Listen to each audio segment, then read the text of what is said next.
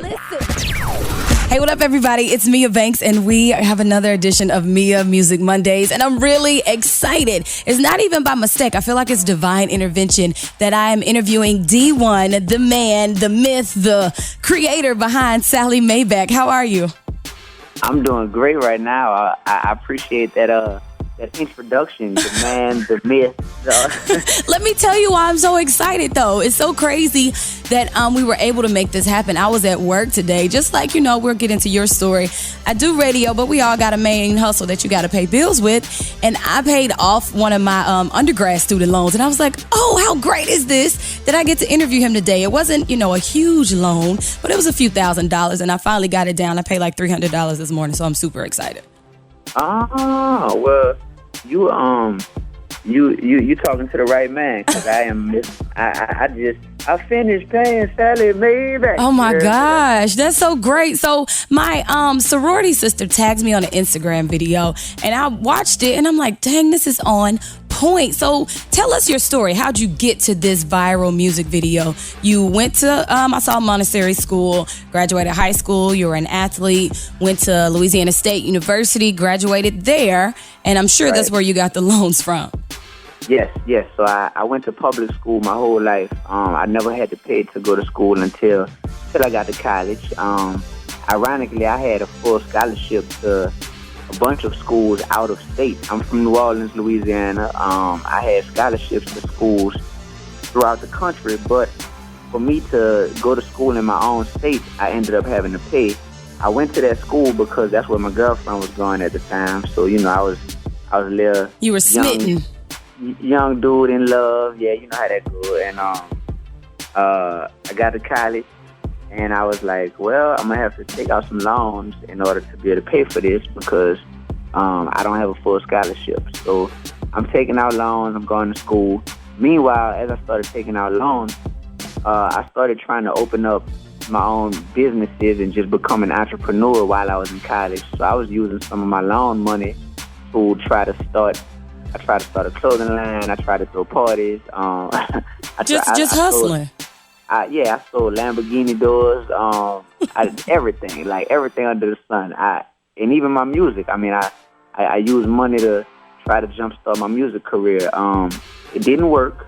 So by the time I graduated, I had to get a real job, and I got a job as a middle school math teacher. So that's what I was doing right when I graduated, and I was teaching math. And while that was happening, I was having to use my paychecks from teaching to, pay off my living expenses, my bills, to finish, to start paying Sallie Mae Back, my student loans. Also to try to pay for my studio time and posters and flyers and beats and all that stuff pertaining to my music career. So I did all that stuff. I quit teaching. After I quit teaching, I jumped out here. I said, I felt like, YOLO, you only live once. So I wanted to pursue my dream of being a hip hop star.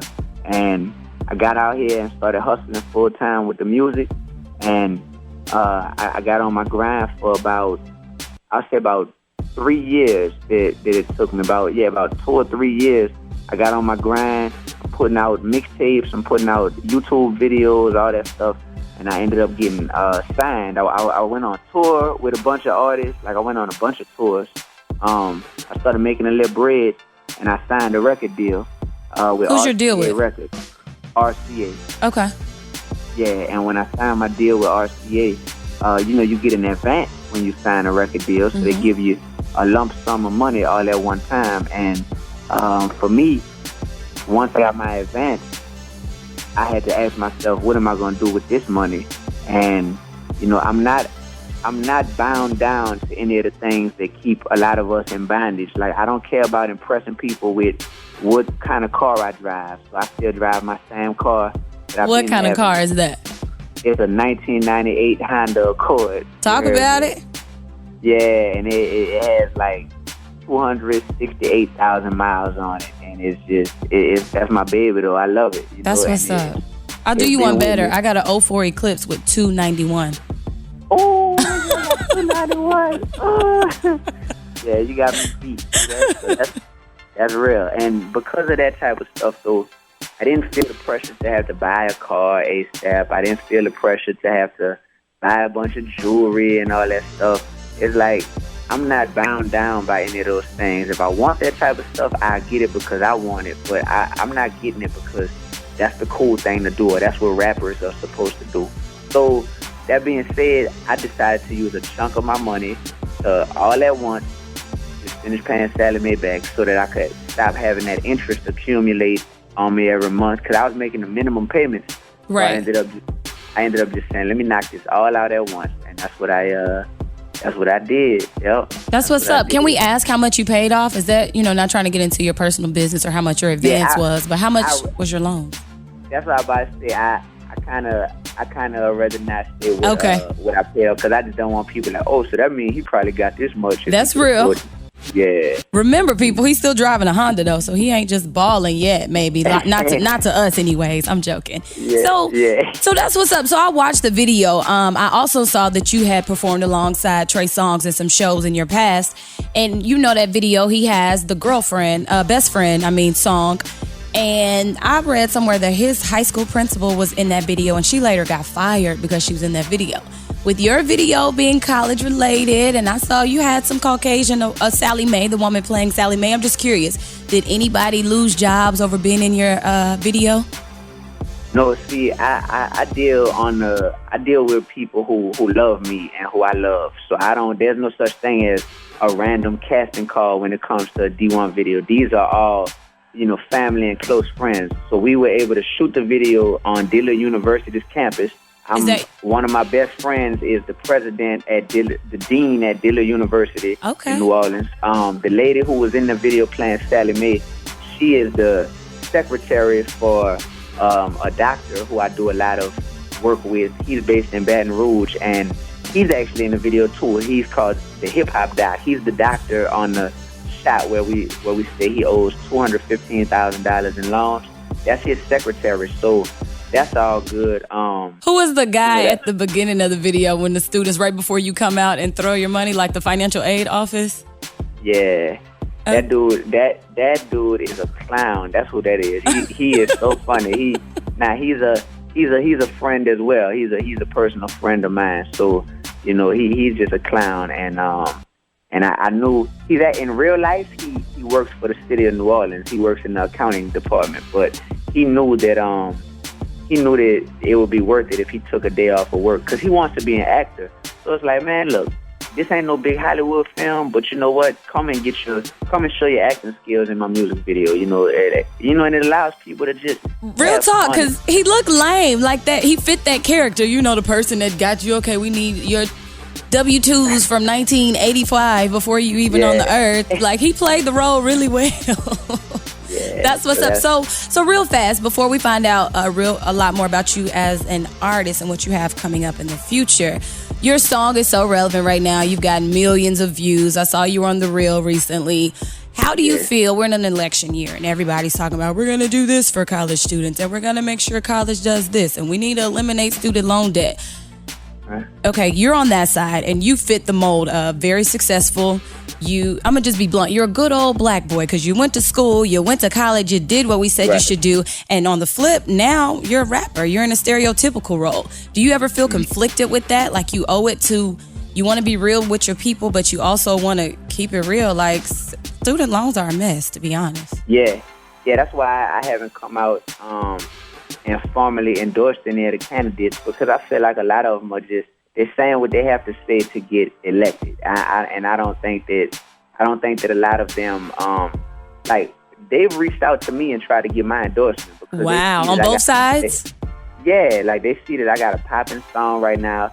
Like you said, they could go and do their research and be like, oh, this dude never been to jail. This dude taught math. Like, that's hard. Taught math. He graduated college. Oh my gosh. Like, this is perfect. And now he's a rapper and people like his music. Like that, so I know that if you're gonna come to me though, it has to be more than just asking me to send out a tweet saying that you're the best candidate to help make college affordable. It's like, man, don't disrespect me like that. Like talk to me like the businessman I am, and if you're looking for my endorsement, let's talk. Let's talk, and I have to be convinced. I have to really believe that you're sincere in what you're telling people. Because if I'm gonna tell people to go and vote for you, yeah, that means a lot to me, and I have a loyal, diehard fan base.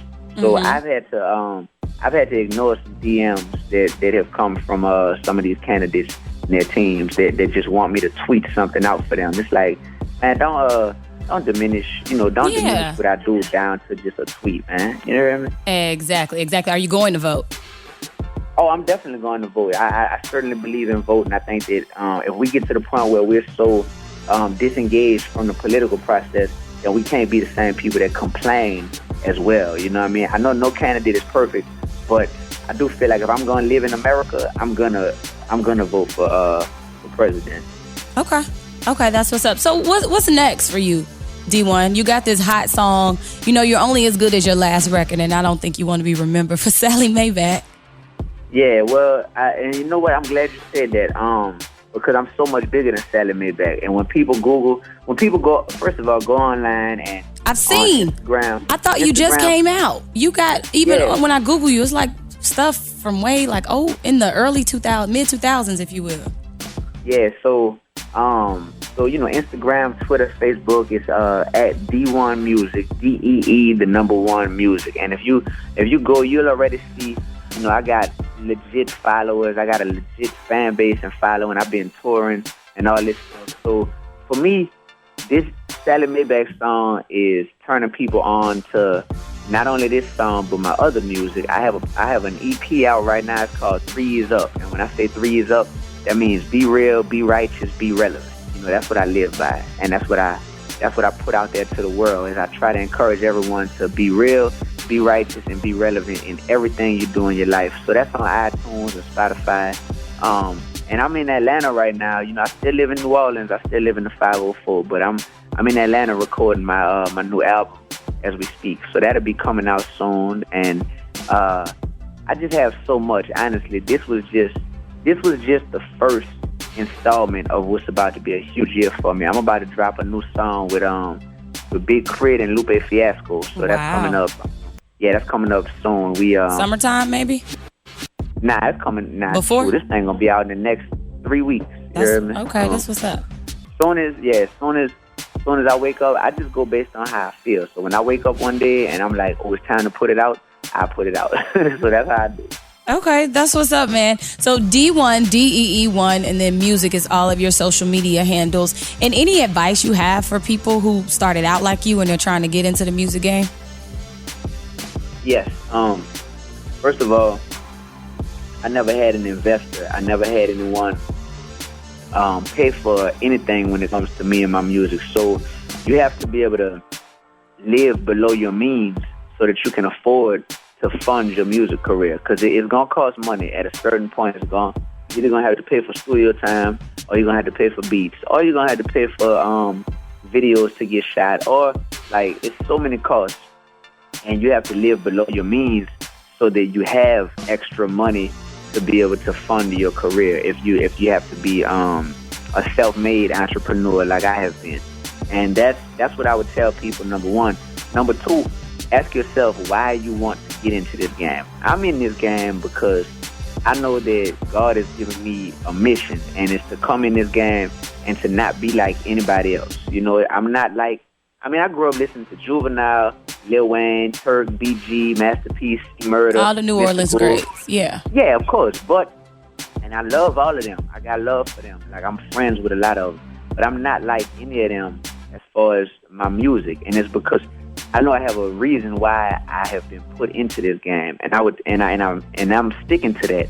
I would encourage anyone to ask themselves, why do I want to be in this game? Because if you don't really want to do this, you're not gonna survive on those nights when you have to be in the studio for 14 hours, or on those nights when everybody is just telling you no. You're constantly trying to get a deal, or you're trying to get put on and everybody's telling you no. Or you're not going to survive on those nights where you have to do shows and you're not getting paid a dime, and there's only 23 people at the show and you're not getting any money from it, but you're out there performing your little heart out. You're not going to make it through those times unless you know that you're in this game for a purpose that's bigger than just being hot or being popular or getting girls. You heard me? So I would just tell everyone to really ask themselves why they want to get in the game. You know, and I'm able to live comfortably, knowing that I'm in this game to do what I'm doing right now, which is to be a light, to be somebody that's different, but that's still dope. You know I'm different. I know I'm not the same as Young Dolph or Young Thug or Rich Homie or none of that, but at the same time, I'm dope. And because I'm dope, I'm able to be on the same radio stations as them, be able to be on tour just like them, be able to be mentioned in them same convos. We both on World Star, you know what I'm saying? Like that type of stuff. So, that's what's up. That's what's up. Sounds like he summed it up, the whole be real, be righteous, be relevant. I really appreciate you for doing this interview with me. You are dope. I'm looking at your Instagram page. You're very, very, very dope, and you're humble, and I like that about you. Much love. Well, that's what New Orleans will do to you. New Orleans will make you humble real quick because you'll get your head knocked off if you're not. So that's the truth. That's what's up. Yeah. Anything else you want to leave with us? No, I just want everybody to go on YouTube and go watch the Sallie Mae Back video, and you could download the song for free on my website. I'm not even selling this one. You know, if I do a song about encouraging people to pay back their loans and get out of debt, I would be a hypocrite if I tried to charge you for it. So Give us that website. Yeah, DEE, the number 1, music.com. So D1music.com. That's what's up, guys. Mia Music Mondays right here with D1. Mia Banks. Listen.